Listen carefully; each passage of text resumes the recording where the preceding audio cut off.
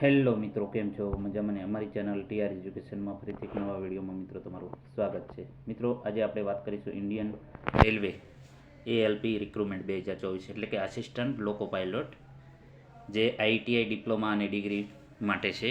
Total vacancy 5696 છે.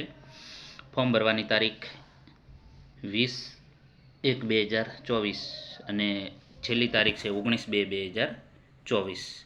તો તેના વિશે માહિતી મેળવીશું. તો કે આરઆરબી આસિસ્ટન્ટ લોકો પાયલોટ ભરતી 2024, તો કે રેલવે ભરતી બોર્ડ આરઆરબી દ્વારા આસિસ્ટન્ટ લોકો પાયલોટની પોસ્ટ માટે ભરતી 2024ની સૂચના બહાર પાડી છે અને ઉમેદવારો માટે એક સારી તક છે, કારણ કે આ વખતે આરઆરબીએ કુલ 5696 આસિસ્ટન્ટ લોકો પાયલોટ પોસ્ટ માટેની ખાલી જગ્યાઓ બહાર પાડી છે. ઇજનેરીમાં આઈટીઆઈ ડિપ્લોમા ડિગ્રી ધરાવતા ઉમેદવારો એટલે કે આવતીકાલ એટલે કે 20 જાન્યુઆરીથી 2024 રોજ સત્તાવાર વેબસાઇટ જે અહીં આપેલી છે ઇન્ડિયન રેલવે ગવર્મેન્ટ.in પર તેમનું અરજીપત્ર સબમિટ કરી શકશે. આરઆરબી આસિસ્ટન્ટ લોકો પાયલોટ 2024 માટે અરજી કરવાની છેલ્લી તારીખ 19 ફેબ્રુઆરી 2024 છે. તો તેના વિશે આપણે જોઈશું. તો મિત્રો, અહીં તમે જોઈ શકો છો જે ન્યૂઝમાં આપેલું છે કે Gujarat government of India, ministry of railway recruitment board RRB દ્વારા recruitment of assistant loco pilot, તો કે application are invite for eligible candidate for the post of assistant loco pilot given in table below. તો મિત્રો, અહીં તમે જોઈ શકો છો જે નંબર છે CEN નંબર 1/2024. તો અહીં જોઈ શકો છો ઓફિશિયલ વેબસાઇટ પર જઈને તમે. તો assistant loco pilot opening date છે 20 જાન્યુઆરી 2024 છે. ક્લોઝિંગ ડેટ ઓફ સબમિશન 19 ફેબ્રુઆરી 2024 સુધી તમે લાસ્ટ ડેટ આપેલી છે.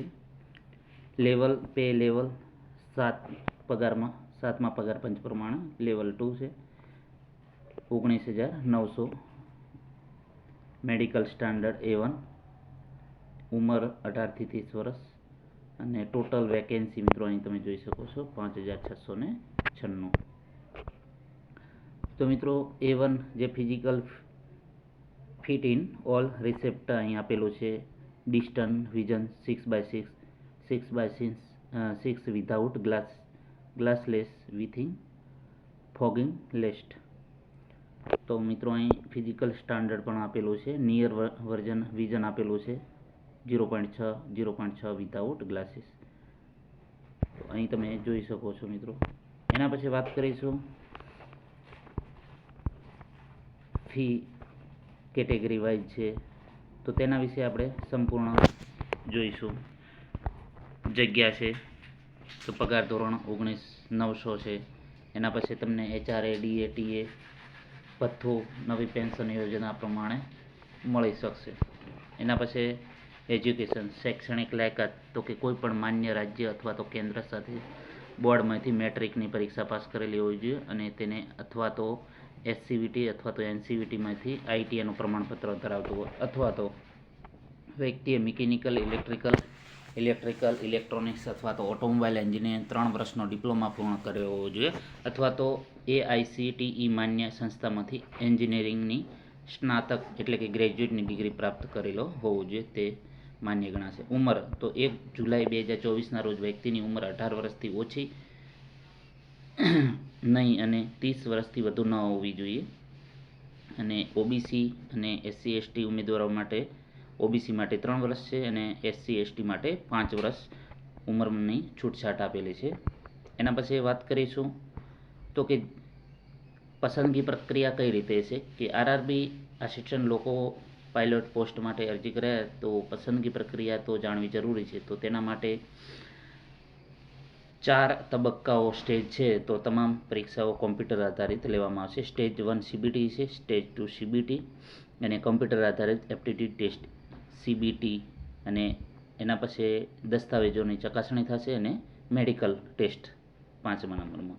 એના પછી પરીક્ષા પેટર્ન, તો CBT માટે પરીક્ષા મોડ ઓનલાઈન હશે. કુલ ગુણ 75 હશે, કુલ પ્રશ્નો 75 હશે, 60 મિનિટની અવધિ હશે. વિષયો તો ગણિત છે, સામાન્ય બુદ્ધિ અને તર્ક, સામાન્ય વિજ્ઞાન, વર્તમાન બાબતો એટલે કે કરંટ અફેર છે, મેથેમેટિક્સ છે, એપ્ટિટ્યૂડ અને રિઝનિંગ હશે. માર્કિંગ સ્કીમ તો કે દરેક સાચા જવાબમાં 1 માર્ક્સ અને નેગેટિવ માટે 1/3 એટલે કે 0.33 માર્ક્સ કપાશે. એના પછી CPT 2 માટે વાત કરીશું. તો કે CPT 1માં પાસ કર્યા પછી CPTમાં જે પાસ થશે 1માં તેમાં એ લોકો CPT 2 આપશે. તો એ માટે 2 કલાક અને 30 મિનિટનો સમય હશે. તેમાં 2 વિભાગ હશે, A અને B. તો એ વિભાગમાં ગણિત, રિઝનિંગ અને તર્ક, સામાન્ય વિજ્ઞાન અને કરંટ અફેર હશે. ભાગ 2માં જે તે ટ્રેડને સંબંધિત હશે. મિકેનિકલ હશે તો મિકેનિકલ, ઇલેક્ટ્રિકલ હશે તો ઇલેક્ટ્રિકલની. તો મિત્રો ભાગ એમાં વાત કરીએ કે જનરલ નોલેજ અને કરંટ અફેર્સ અહીં આપેલું છે. 30 મિનિટ ટાઈમ હશે. પછી સામાન્ય બુદ્ધિ અને તર્ક 25, મેથેમેટિક્સ 25નું હશે. મૂળભૂત વિજ્ઞાન અને એન્જિનિયરિંગ 40 માર્ક્સનું હશે.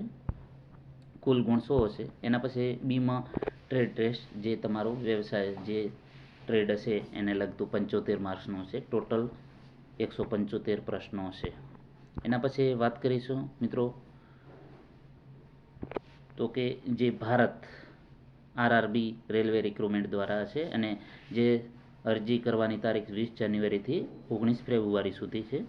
પોસ્ટનું નામ આસિસ્ટન્ટ લોકો પાયલોટ છે અને સત્તાવાર વેબસાઇટ મિત્રો અહીં આપેલી છે, જે વેબસાઇટમાં તમે ઓનલાઈન ફોર્મ ભરી શકશો.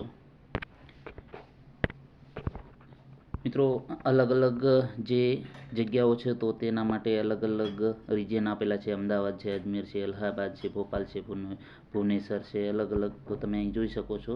તો તેનું નોટિફિકેશન આવશે ત્યારે એ જગ્યાઓ બતાવશે કે ક્યાં કઈ જગ્યા ખાલી છે. અમદાવાદ માટે કેટલી જગ્યા ખાલી છે, ભોપાલ માટે કેટલી છે. તો મિત્રો આજે આપણે ઇન્ડિયન રેલવે RRB દ્વારા જે વેકેન્સી આસિસ્ટન્ટ લોકો પાયલોટની જે સત્તાવાર જાહેર કરી છે તો તેના વિશે વાત કરી છે. જો વિડીયો પસંદ આવે તો લાઇક કરો, શેર કરો અને મિત્રો અમારી ચેનલને સબસ્ક્રાઈબ કરવાનું ન ભૂલતા. Thank you for watching this video.